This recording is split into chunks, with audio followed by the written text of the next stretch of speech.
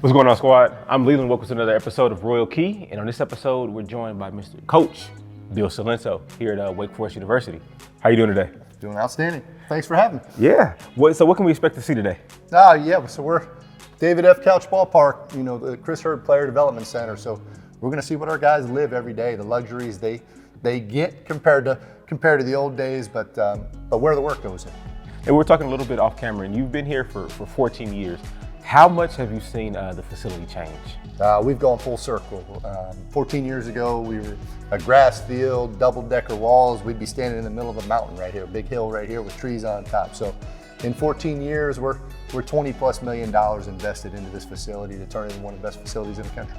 In this space right here, this is our, kind of our alumni space, our champion space, and the WF with the balls like you're talking about. All of our alums that come through, screw a ball off, sign it up, and we're close to halfway full there. And as you go around, there's a lot of that throughout the facility, right? From our All-Americans that are on the wall, both academic and baseball, to some of our championship teams that are lined along the banner.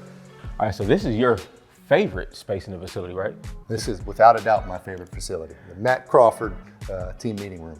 And why is that? Is it because of the comfortable seats? Because I touched them and they're soft. Well, so I have 4 daughters, so my daughters think this is the movie theater, so it's pretty close to that, but there's no distractions in here, right? And we spend 20 to 30 minutes on a daily basis in this facility right here, or this part of the facility, preparing our guys not only for what's going to happen today in practice, but what's going to happen in life. Okay, so this is the ACC championship wall, or the championship wall in general? It's the championship wall, so our players enter the facility most often through these doors right behind us. And there's 3 things that we want them to pass every single day, and one of those is our championship wall, which is here behind us. I think the motivational piece of wanting to play beyond college baseball is a big piece, but one of the greatest challenges is you got to have that motivation, but you got to lose yourself within the team, right? So we purposely have them in this order as you go through this hallway to know exactly how they should align.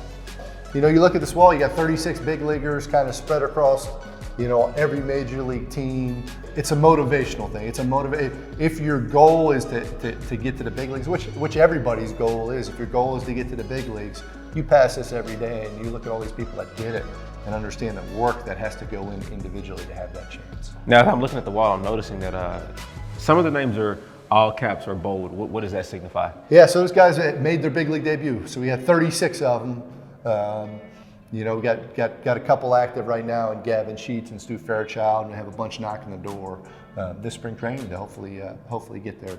This is an unbelievable space. I can't think of too many sports or places that have a locker room that's this nice. Everywhere you look, there's a Deacon head, there's a WF, there's an ACC. So the detail is also something I love, and obviously our guys keeping it recruit ready like you see it right now is a central piece to that. We purposely didn't want to have chairs and have them kind of end up all over the place so they could sit here on the bottom. It also houses all their clothing, which obviously Will Ray has done a tremendous job color coding here, but we asked them to hang everything up. Notebooks and binders, like I said, essential to our team meeting every day. Shoes go on the top. Get storage both above and beneath, for their stuff to keep the clutter out of the way. And then if you go inside of each one of their personal compartments, you have full charging stations, along with if they want to keep anything secure, that could happen in there. Yeah, so this room's changed dynamically since when I played. When I played, I think this was where you came when you got hurt. In today's environment, this is where you come, to do some of your prehab to prevent you from getting hurt. So we've been fortunate. We got our longtime trainer, Jeff Strong, has been here 20+ years. And this area is where our guys come to stay healthy and stay on the field on a daily basis. What are some things, some prehab things that baseball players typically use or that you feel are really good? Yeah, so our guys, some of the hydrotherapy stations that they'll use between going through the warm and the cold tubs, they'll use quite a bit. To just some of the manual stuff that Jeff can do, whether it's a massage on a daily basis if they need it, or a weekly basis if they need it, to whatever it may be. He's got a lot of arm care stuff in here too for our pitchers. All right, so we're in the Players Lounge. Talk me through it. Yeah, so first and foremost, you'll see between game cubes, chess, Monopoly, Deal is our latest, right? So our program is built on competition, right? And we talk about it a lot. So we try and find ways to have them compete, whether it's ping pong, Monopoly, Deal, foosball, game cube, whatever it may be. Any which way we can get them to compete, we can harness the competitive spirit. So selfishly, this is probably my favorite space in the whole thing because I like to snack, right? And we were kind of talking offline how it's not that the kids eat bad, but it's when they eat. Could you just walk me through that? Yeah, for sure. And first and foremost, along those lines, like this is the worst place ever for me, right? 'Cause it's too convenient, it's too easy. But yeah, so our nutrition lounge, we have tons of options in here. We try and help them with when they eat it. For instance, you'll see some of the labeling, the gas station fuel, pre-practice, a good time to fuel, to quick burn calories, to post exercise, lifting, etc. So have all kinds of options for them. The NCAA has relaxed some of the rules with it, so we're allowed to provide a lot more. But our guys are in here, every day. Every morning, our ops guy starts in here with restocking this area. All right, squad. So I'm here with Coach Mike McFerrin. Yes, sir. Head of the Wake Forest pitching lab. Yep. Yes, sir. So you're gonna get me right today, right? We're gonna fix you up, man. That's why you're here, right? Now, if you could just give us a quick run through of what's in here. Yeah. So a lot to look at. Obviously, it's shiny and it's fun to come in and take in the nuance of it. But a lot of tech that we're using for a movement quality of our guys and ball flight tracking of our guys and polishing and making sure that our guys are on the right track with where we want them. Now, is it true that all 30 MLB teams have come and visited this space? Yeah, I think in some capacity. I don't have each one checked off, Sure. But we do. We have something called the Bridge Seminar, which we run in the off season, where we had 24 of 30 professional teams send their staff to come learn from what we're doing and share some thoughts from other experts from around the baseball community. So, yeah, they're coming in and checking out. And coming into this space, what's your favorite kind of piece of equipment that you like to work with? Oh, great question. Yeah, I get this a lot, and my honest answer is my phone. Okay. As much great stuff that we have here, the camera in my pocket and the communication device that comes with that is easily our biggest tool. So we'll do a lot of filming. Once we have an idea biomechanically what we want them to do, we'll film them on our phones and cast it up to the TV and show them through video kind of what we're looking for. Mm-hmm. Number 2 would be TrackMan and ball flight and understanding how the ball's coming out of their hand. And then I would put number 3 at probably the biomechanical cameras to understand the data behind how they're moving and what that looks like, and how tying those two things together can be beneficial. Now, is this only Wake Forest guys that get access to this facility, or anybody? No, it's open to the public. We work with quite a few big leaguers now at this point, minor leaguers included in that. And we'll also we'll take care of high school or college kids. It's open from anybody who's 12 and up, but most of the time we see anybody who's from high school to the big leagues. So you have to kind of schedule an appointment, or how does that process work? Yeah, so they come in, they schedule an appointment online. It's wakeforestpitchinglab.com, where you can see all our evaluations and techniques and what kind of comes with that. But they'll schedule an appointment, come on in. We'll do a very objective reading on them first, so we won't dive too much into fixing anything until we have a better understanding of how they're moving, how they're producing force, what their ball flight looks like, and then we'll kind of get to work once we have an idea of the direction we want to take them in. We're standing in the Olympic weight room, which I learned. What do you guys have in here, and what do you guys kind of utilize the most? Well, this is the Keener Olympic Sports Weight Room in the Sutton Sports Performance Center. We utilize everything in here. Now, walk me through some of the things that you guys have in this weight room. We're real fortunate with this weight room. This is a fairly new facility, and we've gotten this in the last 3 years.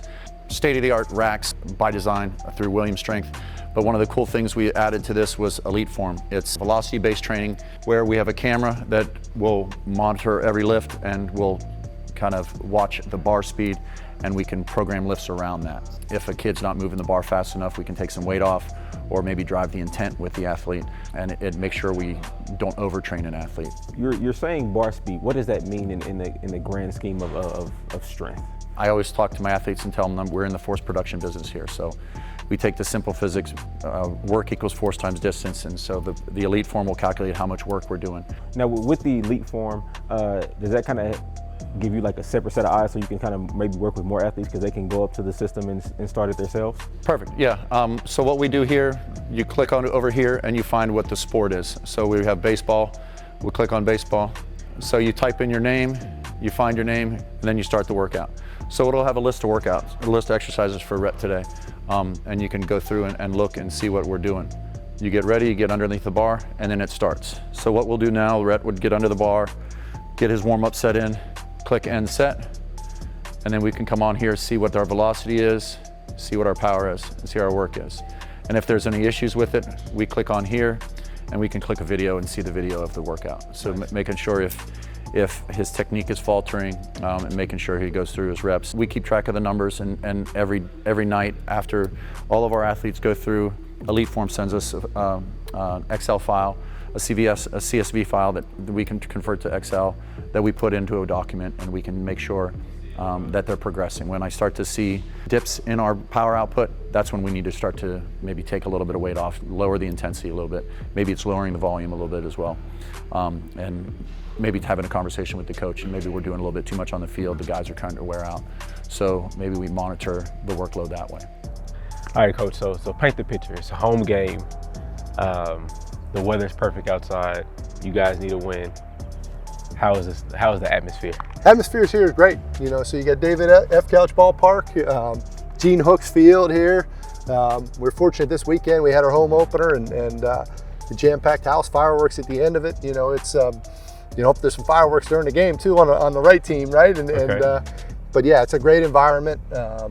You know, I think it's a place that families you know, can come and enjoy the time. All right, guys. So I'm here with Coach Tom Walter. How you doing today? I'm fantastic. I couldn't be any better. How about yourself? I'm great. One of the first things that when I got the initial tour, they said I have to read the Maya Angelou quote. It means so much to this program. Could you just explain that quote? Yeah, so when we were building this facility here, you know, I knew I wanted a quote in my office. And I knew I wanted to be Maya Angelou because of her connection to Wake Forest and Winston-Salem. And, you know, the quote reads, you know, I've learned that people will forget what you did and they'll forget what you said, but they'll never forget how you made them feel. And it's just on my wall because it's just a daily reminder just to be, you know, cognizant of that, just to be, you know, aware of, you know, these kids are 18 to 22-year-old kids and they're going through so much and they're feeling pressure from home, they're feeling pressure from scouts, they're feeling pressure from Win, they feel pressure from us, they feel pressure from each other. And again, we just have to be really mindful about how we make them feel and remember that we're building young men first and foremost. In my research, I found out that you actually gave an organ to a player. Just could you explain that story and how that even came about?